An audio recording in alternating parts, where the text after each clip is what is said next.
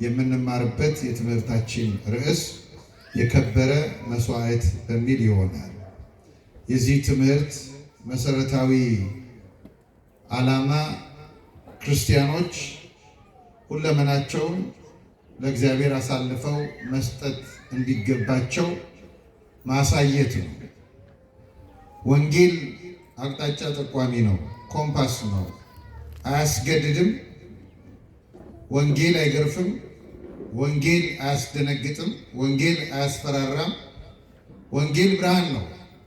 ወንጌል የሰው ልጆች ስጋቸውን፣ ነፍሳቸውን፣ መንፈሳቸውን ማደስ የሚችሉበትን ስጦታ ከእግዚአብሔር ወደ ሰው የሚያደርስ መልእክተኛ ነው ወንጌል። ለዚህ ነው ወንጌልን የሚያስተምሩ መምህራን ከሐዋርያት ጀምሮ ወንጌላውያን ተብሎ የሚጠሩት። መልእክቱ የእግዚአብሔር መልእክት ነው፣ የምስራች ነው። ከዚህ አንጻር በዚህ ዘመን እግዚአብሔር ሰው በሚፈልግበት በዚህ ዘመን እግዚአብሔር እንደሚፈልገው ያለ ሰው ሆኖ ለመገኘት የእግዚአብሔር ቃል መንገዱ ይሄ ነው ይለናል ማለት ነው። አቅጣጫው ይሄ ነው። በዚህ በኩል ብትሄዱ እግዚአብሔር ደስ ይሰኛል ብሎ የምስራቹን ያሳያል ወንጌል።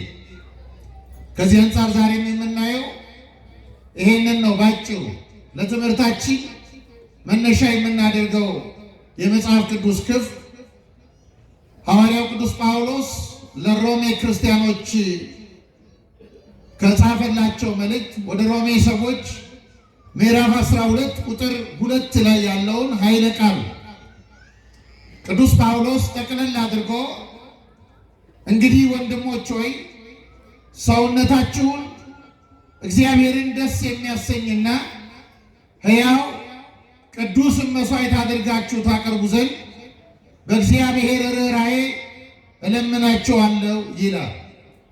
በዚህ መልእክቱ ቅዱስ ጳውሎስ 3 ጥቅል ሐሳቦችን አሳይቶናል።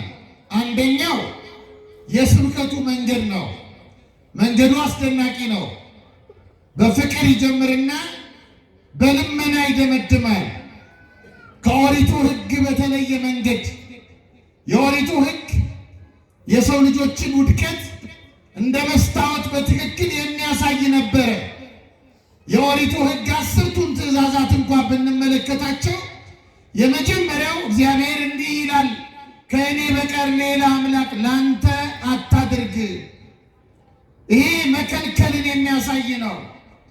መከልከልን የሚያሳይ ብቻ ሳይሆን የሰው ልጆችንም አለመታመን የሚያሳይ ነው። እግዚአብሔር በልቡ የነበረው ለሰው ልጆች የነበረው እምነት ማነሱን የሚያሳይ ነው። ለባሪያ የሚጠቀስ ነው። ለአገልጋይ የሚጠቀስ ነው። ተመልከቱ፣ ለማይታመን ሰው የሚጠቀስ ነው። የአዲስ ኪዳንን ሕግ ደግሞ ብትመለከቱ ይህንን የሚያደርጉ ብፁዓን ናቸው ይላል። መከልከል አለም ይነግረን። ለምሳሌ የዋሆች ብፁዓን ናቸው ይላል መጽሐፍ፣ ምድርን ይወርሳሉና። ልበ ንጹሐን ብፁዓን ናቸው እግዚአብሔርን ያዩታልና። የአዲስ ኪዳን ሕግ ይሄ ነው። ልጆች መሆናችንን የሚያሳይ ሕግ ነው። ወደ መታመን መምጣታችንን የሚያሳይ ሕግ ነው የአዲስ ኪዳን ሕግ። ለአዲስ ኪዳን ክርስቲያኖች የሚጠቀስ ሕግ ነው። ለሚያምኑ ሰዎች፣ መንገድ ለሚጀምሩ ሰዎች የሚጠቀስ ሕግ ነው። ስለዚህ ቅዱስ ጳውሎስ አንዱ የሚያሳየን የአዲስ ኪዳንን የስብከት መንገድ ነው።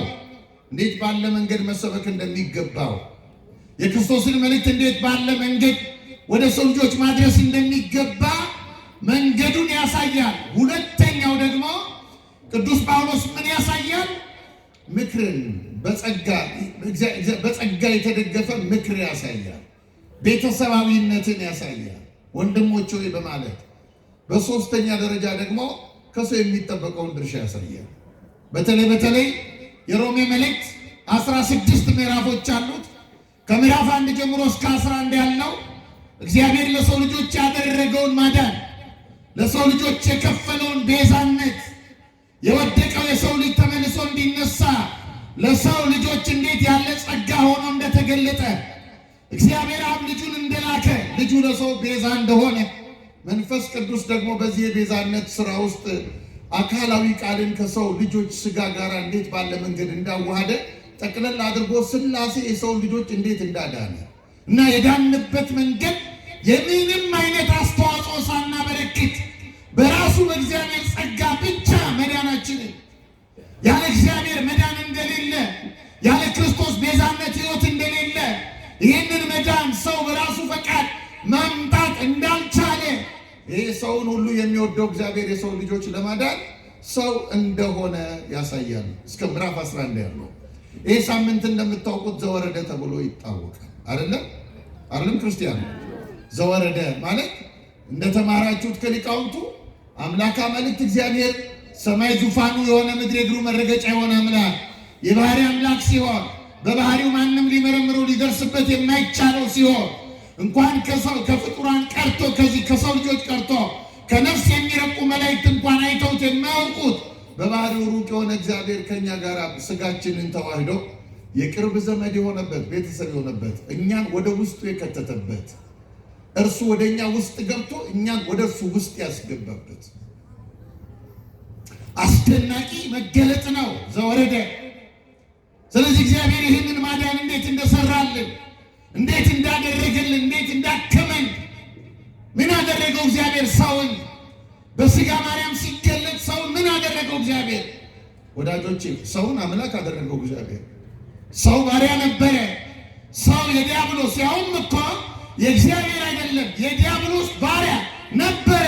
አሁን ሁለተኛው አዳም ክርስቶስ ሲገለጥ ደግሞ ሰውን አምላክ አደረገው። አምላክ ዘበጸጋ የጸጋ አምላክ ብቻ አይደለም። በጣም የሚደንቃችሁ የኛን የተዋህደው ስጋችንን በዘባነ ኪሩብ አስቀምጦ በልዩ ተዋህዶ የዘላለም የባህሪ አምላክ አድርጎታል። ስጋችንን እንዴት ባለ መንገድ እንዳከበረን ተመልከቱ። የት ድረስ እንዳደረሰን ተመልከቱ። የእግዚአብሔር መገለጥ ዓላማው መለወጥ ነው። ሲገለጥ እየለወጠ ነው ያሳየን። በቤተልሔም በረት ሲወለድ እንደምታውቁት ሌሊት ነው። 6 ሰዓት ነው የተወለደው። የተወለደበት ሰዓት ሌሊት ነው። ፀሐይ የጠለቀችበት ሰዓት ነው። በመወለዱ ምክንያት አምላካችን ሌሊቱን ቀን አደረገው፣ ለወጠው። ቤተልሔምን ሰማይ አደረጋት። በረት ነበረ። የእንስሶች መከማቻ ነበረ። የእንስሶች መኖ የሚቀርብበት የሚቀመጥበት ነበረ። ክርፋቱ የማያስጠጋ ነበረ። አምላካችን በስጋ ማርያም በዚያች በብላቴና ክንድ ታቅፎ በቤተልሔም በረት ሲወለድ ያንን በረት ሰማይ ያደረገው። መላእክት ከሰማይ ወርደው ለንጉሳቸው ምስጋና ሰጡበት። ለዚህ ነው ሊቁ ሰማይኒ ኮነ ዓለመ ወዓለምኒ ኮነ ሰማይ። ሰማይ አለ ዓለምን ሆነ፣ ዓለምም ሰማይን ሆነ። ምድር ሰማይን ሆነ፣ ሰማይን ምድርን ሆነ። አስደናቂ መለወጥ በቤተልሔም አሳየን። ይሄ ብቻ አይደለም ወዳጆቼ። በ30 ዘመኑ ክርስቶስ ሲጠመቅ የተጠመቀው በውሃ ነው። ወደ ውሃ ውስጥ ገብቶ ከውሃ ውስጥ በወጣ ጊዜ እርሱ ገብቶበት የወጣበትን ያንን ውሃ የሕይወት መፍለቂያ ያደረገው። ለዘላለም ልጅነት የምንወለድበት አደረገው። ሕይወት የሌለውን ውሃ ለዘላለም ሕይወት የምንወለድበት አደረገው፣ ለወጠው። ይሄ ብቻ አይደለም። በቃና ዘገሊላ ክርስቶስ ተገኘ። በቃና ዘገሊላ በሰርግ ቤት ተገኝቶ ባዶውን ጋን ውሃ ሙሉ አለ። ውሃውን ወደ ወይንነት ለወጠው። ስለዚህ የክርስቶስ መገለጥ ዓላማው መለወጥ ነው። ወዳጄ አሁን ክርስቶስ ወደ አንተም ሲመጣ ዓላማው መለወጥ ነው። ሰላም ብሎ ሊሄድ አይደለም። ካፍቴሪያ እንደምታገኘው ጓደኛ፣ መንገድ ላይ እንደምታገኘው ወዳጄ፣ የሩቅ ዘመድህ ተሳስመው እንደምትሰነባበተው ለመሰነባበት የሚገለጥ አምላክ የለንም እኛ። አሁን ሰው መለወጥ ያልቻለው ከእግዚአብሔር ጋር መገናኘት ይፈልጋል፣ ደግሞ ቶሎ መሰነባበት ይወዳል። አደጋው ይሄ ነው። ታዲያ ክርስቲያኖች ሰውን እንዴት ለወጠው ብትሉኝ፣ መጀመሪያ ወደ ራሱ አቀረበው። ርቆ የነበረውን ሰው፣ ሽሽት ላይ የነበረውን ሰው ከገነት ወጥቶ እግዚአብሔር የሰው ኮቴ እያሰማ የት ነው ያለ እያለ ይፈልገው የነበረ አዳም የእግዚአብሔርን ፊት ለማየት መፍቀድ ያልቻለ አዳምን ወደ ራሱ አቀረበው። ወደ ራሱ ካቀረበው በኋላ አዳምን ውስጡን አደሰው። አዳም መሬትንና ወደ መሬት ትመለሳለህ የሚለውን ያንን አምላካዊ ቅጣት እና ርግማን አምላካችን ከፊታችን አስወገደው። ሰው ዳግመኛ ከመሬት ለትንሣኤ የሚወለድ እንዲሆን አደረገው። ታዲያ ወደ ራሱ ካቀረበን በኋላ ውስጣችንን ካደሰው በኋላ ምን ማድረግ ፈለገ? መንግስት። እስቲ መንግስት በሉ።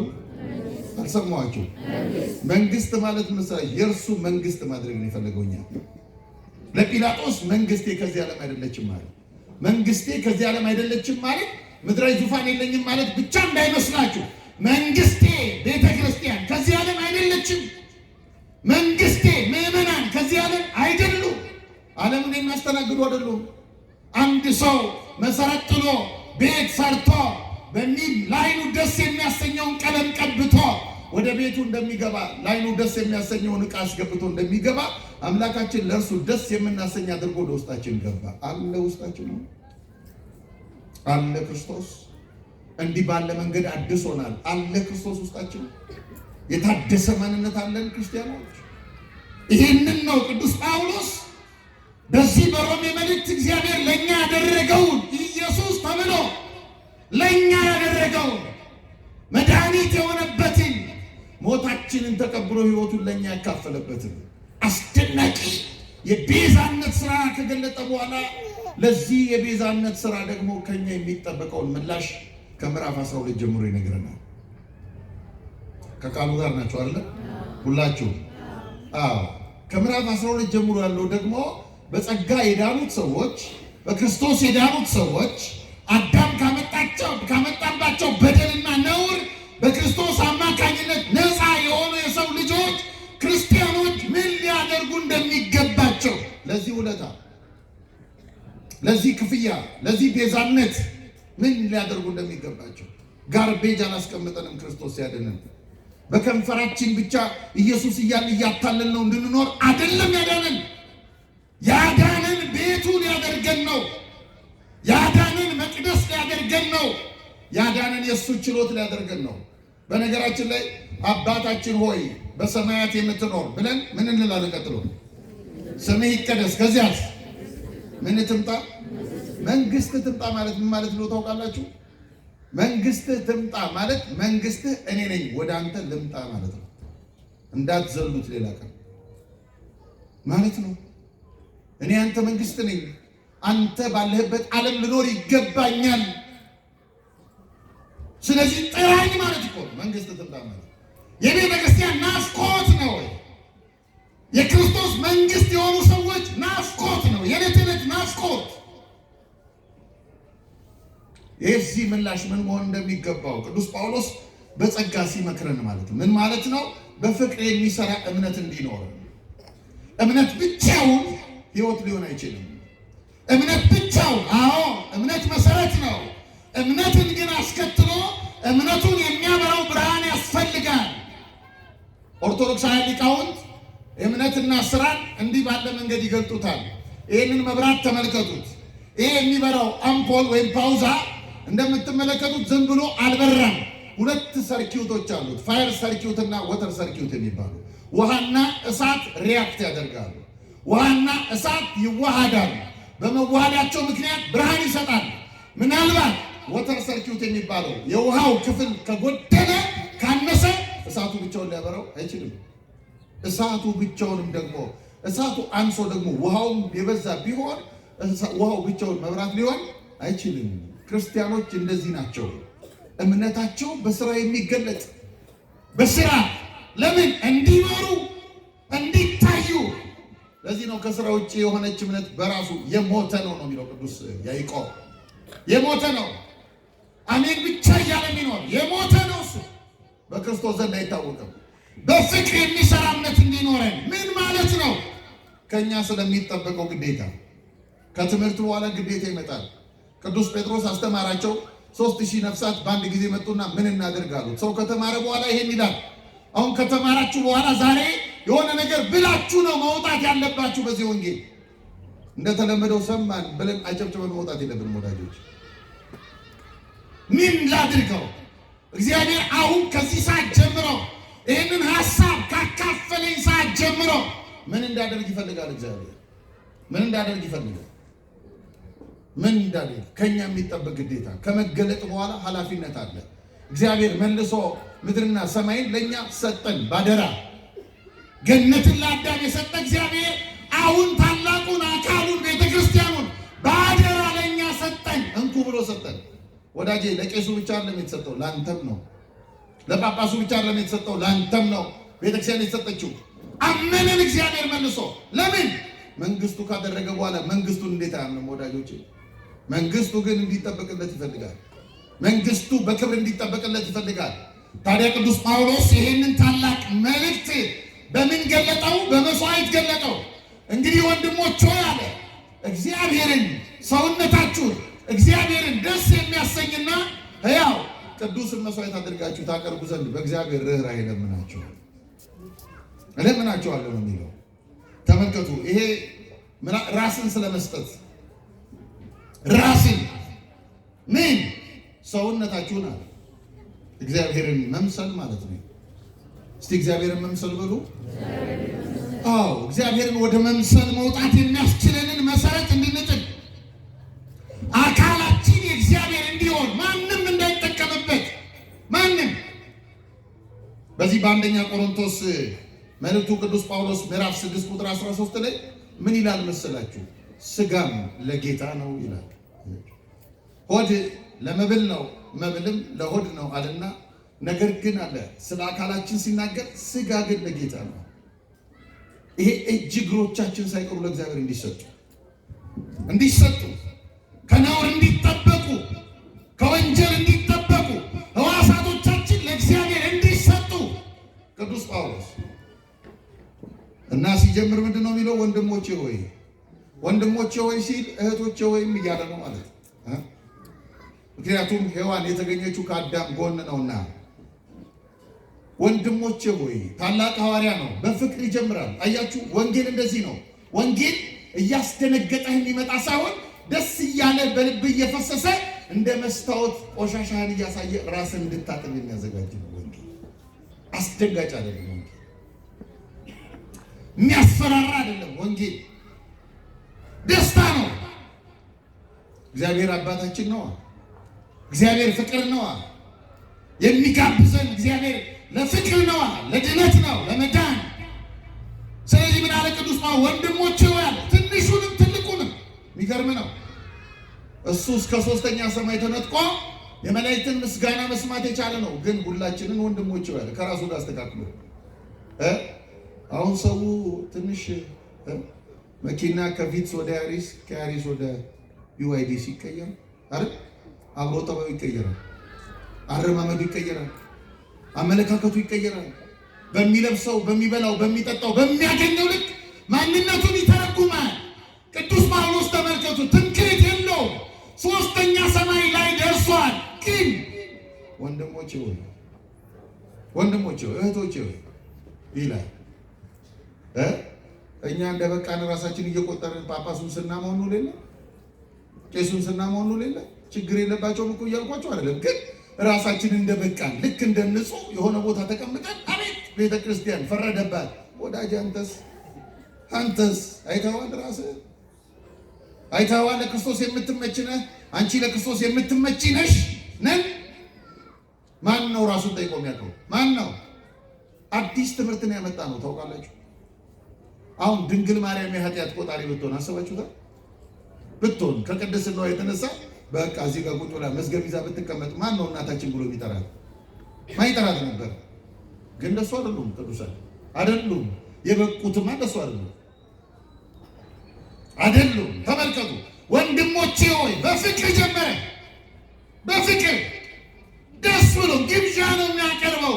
የቅድስና ግብዣ የምትገደድበት አይደለም፣ የንጽህና ግብዣ። ወንድሞቼ ሆይ በሌላ ቦታ በቤተ ክርስቲያን ያለውን ስልጣን ሲነግረን እግዚአብሔር በእኛ እንደሚማለድ እወቁ በማለት በቤተ ክርስቲያን በምዕመናንና በእግዚአብሔር መካከል ስላለው ስልጣን ነግሮናል። ነገር ግን ሁላችንን ኃጢአተኛውን፣ ጻድቁን፣ መካከለኛውን፣ ትንሽ ወጣኔውን፣ ፍጹሙን ሁሉንም ጠቅልሎ ወንድሞቼ ሆይ አለ። ከዚያ ምን አለ? ሰውነታችሁን እግዚአብሔርን ደስ የሚያሰኝ መስዋዕት አድርጋችሁ ታቀርቡ ዘንድ። ስለ ከበረ መስዋዕት ነው የሚነግረን። ስለሆነ የዘላለም መባ፣ የዘላለም ስጦታ፣ የዘላለም መስዋዕት፣ የማይጠፋ መስዋዕቱ ምን አለ? አንደኛ ሕያው ነው፣ ሁለተኛ ቅዱስ ነው። እንዲሆናችሁ አቅርቡት ሰውነታችሁ። ለማን? ለእግዚአብሔር። ለእግዚአብሔር ራስን መስጠት፣ ራስን መስጠት። ለምንድን ነው መስዋዕት አድርጉ የሚለን? መስዋዕት የብሉይ ኪዳኑን መጽሐፍ ብታነቡ ከ14 አይነት በላይ መስዋዕቶች እንዳሉ መጽሐፍ ቅዱስ ይነግረናል። የተለያዩ መስዋዕቶች አሉ። የደህንነት መስዋዕት አለ፣ የኃጢአት ማስተስረያ መስዋዕት አለ፣ የበዓል መስዋዕት አለ፣ የሰንበት መስዋዕት አለ፣ የነግ መስዋዕት አለ፣ የሰርክ መስዋዕት አለ፣ የኢዮቤልዩ መስዋዕት አለ፣ የኃጢአት ማስተስረያ መስዋዕት አለ፣ የፋሲካ መስዋዕት አለ። በጣም ብዙ መስዋዕት አለ። መስዋዕት የሚባለው ግን በብሉይ ኪዳን ለእርድ የሚቀርበው ነው። እየሰማችሁ ነው? ለምን የሚቀርበው? በጉን አምጥተን ካረድነው በኋላ ዳግመኛ እናገኘዋለን። አዎ እንዲህ ነው የሚጠይቀን እግዚአብሔር። ቅዱስ ጳውሎስ ለእግዚአብሔር ምን አይነት ጥያቄ ነው? ምን አይነት ጥያቄ ነው? ተመልከቱ። መስዋዕት እናንተ አለ መስዋዕት። ለምንድን ነው መስዋዕት የሚለው? በብሉይ ኪዳን ለእግዚአብሔር በተለይ ለኃጢአት ማስተስሪያ የሚሆን መስዋዕት አንድ በደለኛ ይዞ ሲመጣ ወደ ካህኑ በጉን ይዞት ይመጣል። ካህኑ ይቀበለውና በበጉና በበደለኛው መካከል ይቆማል። ካህኑ አንድ እጁን የበጉ ጭንቅላት ላይ ያደርጋል፣ አንድ እጁን የበደለኛው ጭንቅላት ራስ ላይ ያደርግና ካህኑ የብሉይ ኪዳኑን ጸሎት ከጸለየ በኋላ በጉን ይሰዋዋል። ኃጢአቱን የበደለኛውን ኃጢአት ወደ በጉ ያስተላልፋል። ማንን ታዩታላችሁ ወዳጆች? አሁን በዚህ ማን ይታያችኋል? በደላችንን ሁሉ የተሸከመልን በግ ማን ነው? ኢየሱስ ክርስቶስ ስሙ የተመሰገነ ይሁን። ነሳ ደዌነ ወጾረ ሕማመነ፣ በደላችንን በራሱ ላይ አኖረ። ንጹሕ ባህሪ ሲሆን ነውር የሌለበት ሲሆን የእኛን በደል ስለኛ ፋሲካ ሆኖ በመስቀል ላይ ታረደ ክርስቶስ። እናንተ እንደዚህ ራሳችሁን ስጡ እኮ ነው የሚለው ቅዱስ ጳውሎስ። እንዴት ነው ሕያው መስዋዕት ምን ሆነው? ግን ምንድነው የሚለን? መስዋዕት እናንተ ሕያዋን ናችሁ ነው የሚለን። መስዋዕት ትሆናላችሁ፣ ግን ሕያዋን ናችሁ። መስዋዕት ከተሰዋ በኋላ የለም አለመኖሩ ብቻ አይደለም። የብሉይ ኪዳኑ መስዋዕት ከታረደ በኋላ የተረፈው ስጋ በእሳት ይቃጠላል። እየሰማችሁ ነው? በምን ይቃጠላል አልኳችሁ? በእሳት። በዚህ በግ ልክ ነው ራሳችሁን ለእግዚአብሔር ስጡ የሚለን ቅዱስ ጳውሎስ። በዚህ ልክ ግን ምን ማለት ነው? ምን ማለቱ ነው? መስዋዕት ከሆኑ በኋላ ሕያው መሆን ምንድን ነው የሚለው ቅዱስ ጳውሎስ? እናንተ እንደ በጉ መስዋዕት ትሆናላችሁ፣ ግን ሕያዋን ናችሁ። እንደ በጉ ሞታችሁ አትቀሩም። እንደ በጉ በምድራዊ እሳት አትነዱም። ሕያዋን ናችሁ እናንተ። እንደማን መሰላችሁ? እንደ ዮሴፍ ማለት ነው። የዮሴፍን ታሪክ ታውቃላችሁ። ዮሴፍ ወንድሞቹ ሸጠውት በግብፅ የኖረ ነው። እስር ቤት ረጅም ዘመን ኖሮ ዮሴፍን ታሪክ የምንተረክበት ሰዓት አይደለም አሁን። እስር ቤት ረጅም ዘመን ኖሮ አንድ ህልም ፈቶ በቤተ መንግስት የከበረ ሰው ነው። አንድ ቀን ጲጥፋራ የሚባል ባለስልጣን ሚስት ዮሴፍ መልከ መልካምና ወጣት ነው፣ በጣም የሚያምር ነው፣ ወጣት ነው፣ ቆንጆ ነው፣ ለግላጋ ነው። ሴቲቱ ይህንን ሰው ተመለከተችውና አማራት። አንድ ቀን ብቻዋን ቤቷ ውስጥ አገኘችው። ማንም አጠገባችን የለም፣ ከአንተ ጋር አብሬ ልተኛ እወዳለሁ አለች። አብሬ። ዮሴፍ መልሱ ይገርማል። እመቤቴ አላት፣ አንደኛ ፈርዖን በዚህ ቤት ውስጥ የሰጠኝ ስልጣን የተሰፈረ ነው። በሰው ሚስት ላይ አልሾመኝም፣ ባልተሾምኩበት ስፍራ አልገኝም። ሁለተኛ አንቺ ማንም የለም ትያለሽ፣ አንድ ግን ነገር አላየሽም፣ እግዚአብሔር ግን አለ። እግዚአብሔር ያይናል። እግዚአብሔር ስለሚያይ እኔ ይህንን አላደርግም አለ ዮሴፍ። ሊወጣ ሲል ስትጎትተው ልብሱን ጥሎላት ወጣ። ሕያው መስዋዕት መሆን ማለት ነው። ዮሴፍ ወጣት ነው። ፋየር ኤጅ ላይ ነው። ወጣቶች ፋየር ኤጅ ትኩስ ነው። ባዮሎጂካል ኢንተረስቱ ገና እሳት ነው። እንኳን አይደለም ሴት ፊቱ ቀርቦለት ቀርቶ ልቡ ራሱ የሚፈልግበት ተፈጥሯዊ እድሜ ላይ ነው ያለው ዮሴፍ። አሁን ግን ፍላጎቱን ጠረጴዛ ላይ አመጣለት። ዮሴፍ ራሱን ገደለ። አያችሁ? ለማን መልሱልኝ? ለማን? ራሱን ለእግዚአብሔር ገደለ። ፍላጎቱን ለእግዚአብሔር ሰዋው። አላደርገውም። ወዳጆች አሁን ለእግዚአብሔር ምናችንን ሰዋል? ምንድን ይሰዋል? ምን? እኔ በጣም ይገርመኛል። በተለይ ኢትዮጵያውያን በጣም እናስደንቃለን። ማምላክን በምን እናስደንቃለን ብትሉኝ አሁን ሁልጊዜ አነሳዋለሁ። አሁን አንድ ሰሞን አንድ ትልቅ ሙስሊም አባት አርፈዋል አይደለም? ሀጂ ሙፍቲ የሚባሉ ሰው አይደለም? ሀጂ ሙፍቲ የሚባሉ ሰው ሲያርፉ መላው ኢትዮጵያዊ ወጥቶ ሲያለቅስ አየን። አሁን ለምንድን ነው ያለቀስከው ተብሎ ሁሉ የሚጠየቅ መልካም ሰው አጣን አይደል የሚለው። የሚገርመው ኢትዮጵያውያን መልካም ሰው እንፈልጋለን እንጂ መልካም መሆን አንፈልግም። አያችሁ? አንፈልግም። ሌላው መልካም እንዲሆን እንፈልጋለን እንጂ እኛ መሆን አንፈልግም። እግዚአብሔር ይታለላል እንዴ ወዳጅ? ዓለምን ልናታልን እንችላለን። እግዚአብሔር ይታለላል እንዴ? አያችሁ? ዮሴፍ የራሱን መልካምነት ነው መጠበቅ የፈለገው። ዮሴፍ ሰውነቱ ለእግዚአብሔር የተሰዋ እንዲሆን ሰዋው። ራሱ ሞተ። በጲጥፋራ ሚስት ፊት ሞተ ዮሴፍ። በእግዚአብሔር ፊት ሕያው ሆነ። እግዚአብሔር እንዲህ ነው የፈለገው፣ በዓለም ፊት እንድንሞት፣ በእግዚአብሔር ፊት ሕያው እንድንሆን። በዓለም ፊት ከዓለም እንድንሰውር፣ በእግዚአብሔር ፊት እንድንታይ። የከበረ መስዋዕት፣ ከሰው የሚበልጥ መስዋዕት የለም። እዚሁ ነው ከቃሉ ጋር ሴቶች እዚሁ ነው። ስትዞሩ መንገድ ላይ ሊሆን ይችላል፣ እንዳያገኛችሁ ጉዞ ላይ ሊሆን ይችላል። እግዚአብሔር ይማርልን ታች አይደል? በቃ ዞራችሁ እግዚአብሔር ይማርልን እንጂ አሁን በተጮኸበት ሁሉ መዞር እንደው አልሰለች አልከምን ማምላክ በተጮኸበት ሁሉ መዞር ነው። በጣም ከባድ ነው። መቼ እንደምናርፍ እግዚአብሔር ያሳርፈን እንጂ አያችሁ፣ ከሰው የሚበልጥ ስጦታ የለም ለእግዚአብሔር። ትልቁ ለእግዚአብሔር የሚቀርበው ስጦታ ሰው ነው።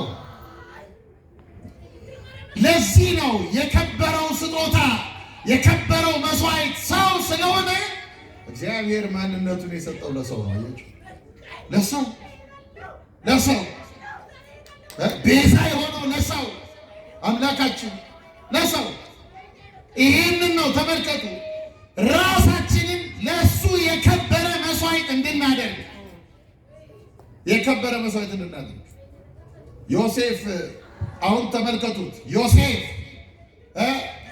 በእግዚአብሔር ፊት ከበረና በሴቲቱ ፊት ግን ተመልከቱ፣ እንደ ትንሽ ታይቶ ወጣ። ዮሴፍ ራሱን ሰጠ። ዮሴፍ የሚቃጠል እሳት አላገኘውም፣ ለእግዚአብሔር ግን መስዋዕት ሆነ። እንደ ብሉይ ኪዳኑ መስዋዕት እሳት አልበላው፣ ለእግዚአብሔር ግን መስዋዕት ሆነ። ለእግዚአብሔር አንድ ፒላጊያ የምትባል ሴት አለች። እስቲ ፒላጊያ በሉ። ይቺ ሴት በ6ኛው መቶ ክፍለ ዘመን የነበረች ሴት ናት እና በግሪክ ኦርቶዶክስ ቤተክርስቲያን የቅድስና ማዕረግ የተሰጣት ሴት ናት። ሴቲቱ መጀመሪያ በጣም ቆንጆ የምትባል ሴት ናት። ረዥም ናት። ድምጿ ያምራል። ልክ እንደሚዘምሩት እህቶቻችን ቆንጆ ድምፅ ነው በተፈጥሮ የተሰጠ። ድምጿ ያምራል፣ ፀጉሯ ያምራል፣ ልብሷ ያምራል፣ ቁመኗ ያምራል። ይቺ ሴት ግን ጧት ትነሳና ምን ታደርጋለች መሰላችሁ? ሁልጊዜ በማለዳ ትነሳና 2 ሰዓት የሚፈጅ ዝግጅት ታደርጋለች። ስትታጠብ፣ ስትቀባ፣ በመስታወት ራሷን ስታይ ምናምን። እንደዚህ ካደረገች በኋላ ጊታር ይዛ ትወጣና በከተማው አንድ ከፍተኛ ቦታ ላይ ሆና በሚያምረው ድምጿ በተቀባችው ሽቷ ወንዶችን እየሳበች ጊታር እየመታች በሙዚቃዋ ብዙ ወንዶችን በፍትወት ትጥላቸዋለች። እና አንድ ቀን አንድ ሊቀ ጳጳስ ከብዙ መነኮሳት ጋር በዚያ ከተማ በኩል ሲያልፍ ይቺን ሴት ተመለከታት። በጣም ብዙ ወንዶች ወድቀዋል በፊቷ፣ ስራቸውን ትተዋል። አይኗን፣ ድምጿን፣ ፀጉሯን ያደንቃሉ። የኔ በሆነ ይችላሉ ብዙዎቹ። ይሄ ሊቀ ጳጳስ ልክ እዚች ሴት ጋር ሲደርስ አባቶች አለ አያችሁት? ይችን ሴት አያችኋት? አይኗ እንዴት እንደሚያምር አያችሁ? ፀጉሯ እንዴት እንደሚያምር አያችሁ? ድምጿን አያችሁት? ሲል ሊቀ ጳጳሱ መነኮሳቱ ደነገጡና አባታችንንም ጣለችው ይቺ ሴት፣ ሰይጣን ጣለብን አባታችንን። ፊታቸውን አዞሩ። ሴቷን ላለማየት ያማትባሉ። ለገዳም እንደሚገባ ስርዓት ይጸልያሉ። ዝም ብሎ ሲጸልዩ እሱ ይቀጥላል፣ ይናገራል። በጣም የሚገርመው ሴቲቱ ልብ ውስጥም ሰይጣን ገባና ምን አለች ሴቲቱ ደግሞ እስከ ዛሬ ድረስ ተራ ጎረምሶችንና ባለትዳሮችን ነበር የጣልኩት፣ አሁን ይኸው ቁንጅናዬ አንድ ጳጳስ ጣለ ዛሬ አለች። ጣለ። ይሄንን ብላ ስትል ወዲያውኑ ምን አለ መሰላችሁ? አባቶች አለ ይቺ ሴት አለ ሊቀ ጳጳሱ ይህን ያህል ሰዓት እንዲወጣ ይሄ ሁሉ ሰው ፊቷ ተንበርክኮ ወድቆ በምኞቱ ወድቆ ይሄ ሁሉ ሰው ፊቷ እንዲወድቅላት ያደረገችበት መልኳን በቤቷ ውስጥ ምን ያህል ሰዓት እንደተዘጋጀች አስባችሁታል አለ። አስባችሁታል አለና እናንተስ አባቶቼ ሰማያዊውን ንጉሥ የነፍሳችሁን ውበት ክርስቶስን ለማስተናገድና ለመቀበል ምን ያህል ዝግጅት ጊዜ አላችሁ? ምን ያህል አላችሁ? ወዳጆቼ አሁን ጌታ የጾመውን ጾም ተቀብለናል። ምን ያህል ዝግጅት ጊዜ ያደርገንለታል? ምን ያህል እንዴ!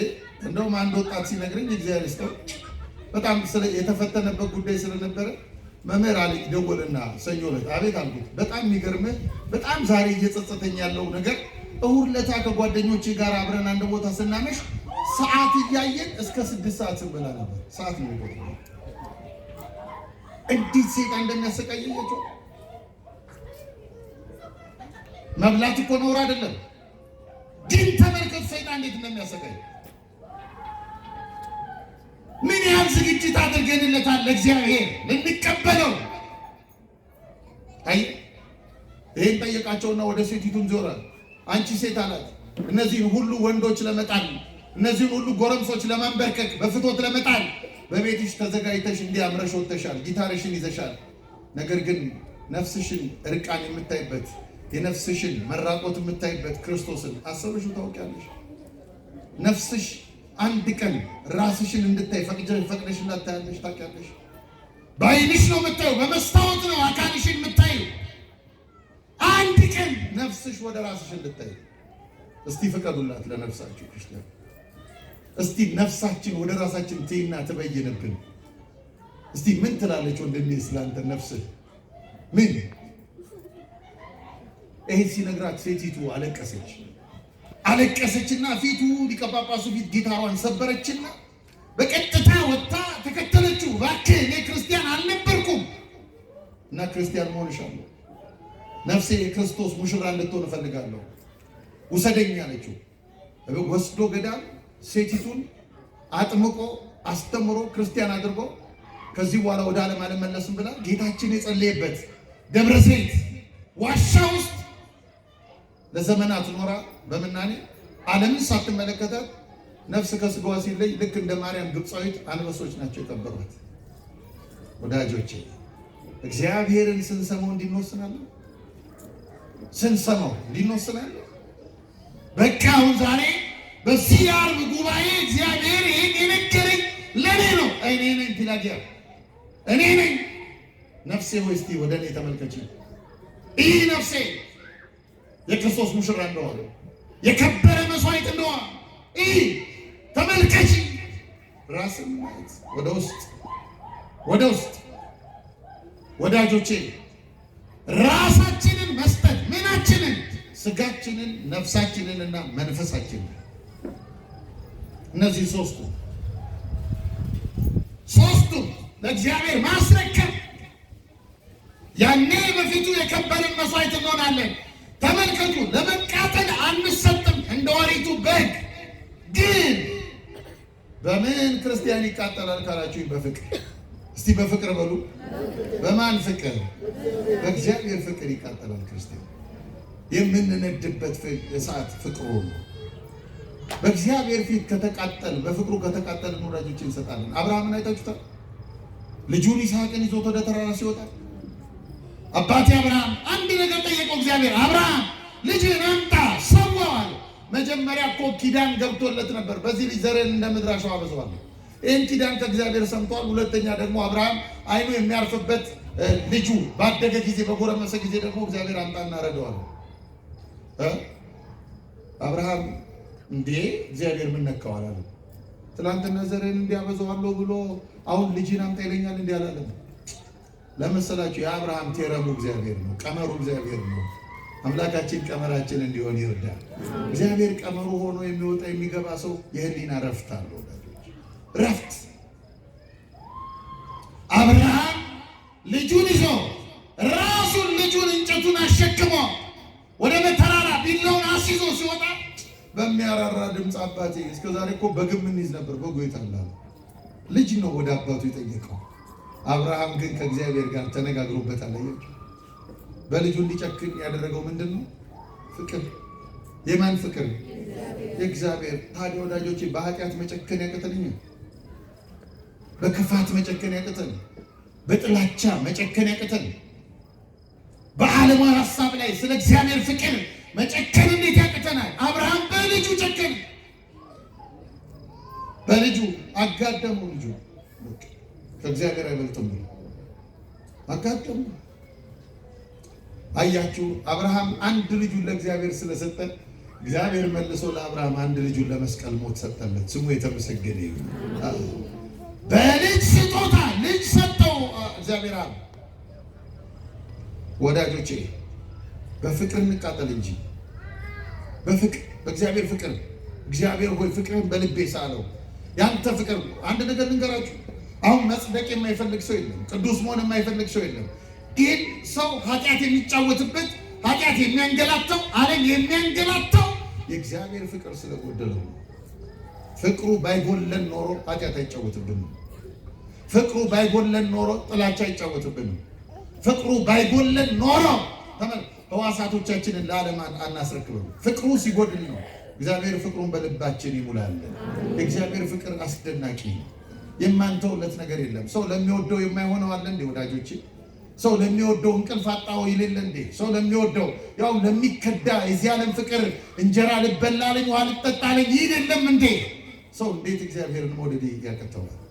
የሞተለትን አምላክ እንጂ መስቀል ላይ የተንገላታለትን አምላክ። ወዳጆቼ ሕያው መስዋዕት ምን በፍቅር የሚቀር መስዋዕት፣ በፍቅር ሕያው የማትሞት ይህን መቅደስ ተመልከቱት።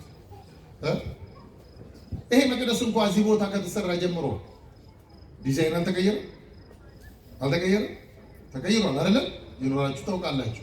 አሁን እኔ ያለሁበት ማርያም እንኳን ሁላችሁ ጎረቤት ናችሁ ታውቃላችሁ። ደብራችሁ ነበረች ማርያም መጀመሪያ መቃኞ ነበረ። ትልቁ መቅደስ ሲሰራ መቃኞ ምን ሆነ?